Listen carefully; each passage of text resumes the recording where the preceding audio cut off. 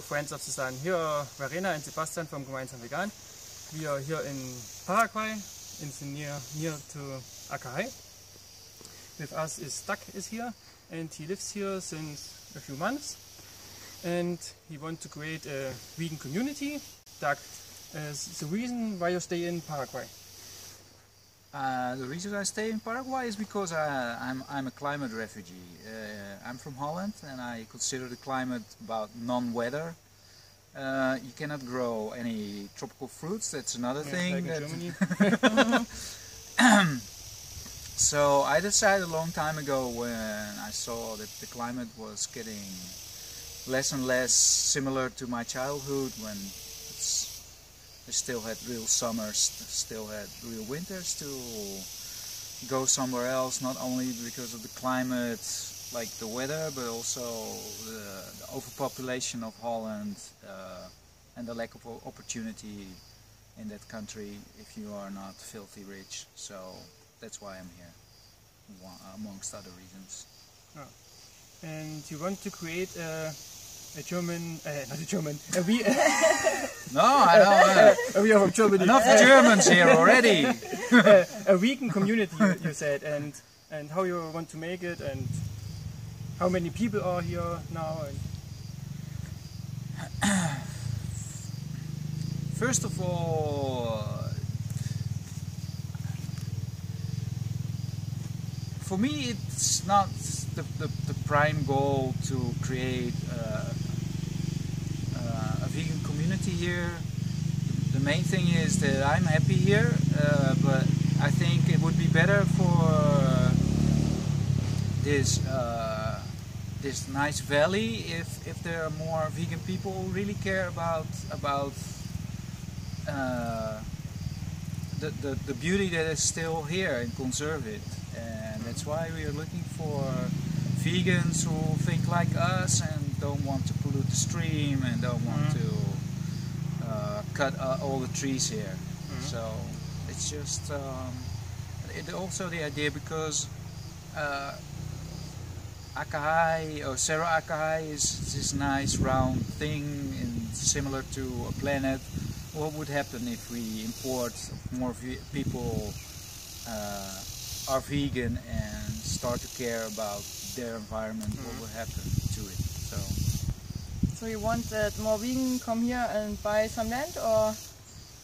Yeah, we looking for other vegans to with a little bit of money or more money, or some billionaire that wants to follow our idea of trying to live more of trees than than to eat grass. And with grass I mean things like mice, meat, dairy. It all depends on short-term gain agriculture. And what we do here is we plant fruit trees. We take some more time to establish themselves, but in the end we'll do no harm, or at least less harm than the agriculture that is destroying the planet. So if I want to come here, do I must have like really big amount of money, or what are the prices here? Can I afford the land here? Is it like Germany? I don't know. It's like really expensive, and it's not reachable for me. because nobody knows something about Paraguay. When we ask somebody, or somebody asks us, "Oh, you want to go to Paraguay?" He said, "Yes." Where is it? Nobody knows where is Paraguay. Paraguay is in the center of South America. It has a subtropical to tropical climate. The tendency is that the winters are getting less cold, and with cold we mean that's so it can freeze a few hours here, but it doesn't tend to. It tends to freeze less and less per year. So it's almost getting to. It's not really tropical, because tropical is between 20 and 30 most year round, but in the winter it can drop to 6, and that's about it. And that's very nice. The prices here are not dirt cheap, but you can still buy here land for, if you're lucky, under 1,000 per hectare. But as a rule of thumb, say 2,000–3,000 US dollars per hectare is still doable. You're not taxed like crazy for what you owe. And if I want to come here, I don't can speak the language. Would you help me or? I think if you want to learn a language, you should, prepare yourself and just like most people do, or at least smart people do, follow, buy or download some course and start parroting Spanish. And the Spanish in Paraguay is pretty similar to the Spanish that you will learn. So if you know some basic Spanish, the Paraguayans will understand you and will help you, and you will have a good time.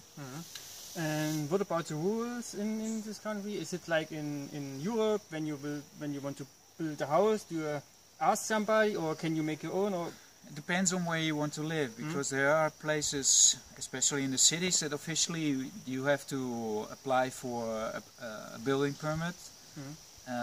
Where we are here, you can build everything that you want, and nobody will bother you. There's no commission that will come by and say to you, hey, you cannot build here. It's just, that's nice, actually. So you can live out your fantasy here without being bothered. Okay, now we have to make a little break. I had to make a little break because of the rain. Now we are in our area of ducks and Moni's land. So you can say something about the piece of land here. What's your plan for the next time here? Well, this is an example of how we like to grow. We like to mix native trees with trees that we can use as food, and not at the same time cut everything. So this was like a really big jungle, and like like over there, yes. Yeah. And took us weeks to clear the jungle spaghetti from the trees. And the trees, when they are cleared from jungle spaghetti, they respond nicely. They are relieved and start to grow again. And we planted this in April, and it's now February, end of February, March. So it's going well after a year. Nice. What about the immigration process? In the case of somebody wants to come from Europe or from the United States, or is it easy to immigrate to Paraguay, or how are the conditions? While I was in Portugal in a caravan, I looked at all the options in South America, and I found out that actually Paraguay is one of the easiest countries to emigrate. Easiest in the sense that it has clear rules. The barriers are low. The process turned out to be easy. You can do it by yourself. You don't need to hire anybody. Just do your homework. Find a little bit of help with the language. Somebody who did it before you, and they will show you how to do it. And if you do it well, you can be set and ready within 2 weeks. Oh, nice. So it's not difficult. Okay. No. In the case somebody wants to come and look at the cerro and want to see how it is here, and is it possible they can visit you for a few days or weeks, or? Yes, people can visit us. Of course, it's all a matter of can you go along with each other, but assuming that that's not a problem, people can stay here if they are serious. If they are willing to share the food bill and the electricity and stuff like that. If they treat the land with respect, then we don't have a problem. Okay. We look forward to new people. We talked about the price of the land and something, and Verena? Yes, we said that the trees are really growing fast, so it's possible if somebody wants to try to live like by themselves, or say something they want to live without money, it's possible to grow food because it goes a little bit faster than like in Germany or in the Netherlands. It's good condition to grow bananas here, and what do you think? Well, we are lucky that we have one of the best soils in Paraguay here for low prices, because I don't know, people want to have cows and they prefer flat land, and they don't value the soil that we have here. So yes, the soil is really a strong benefit if you want to live here and grow your bananas and all your other nice fruits. It will sustain you, but how quickly everything goes we have to see, but quicker than usual, you can rest assured.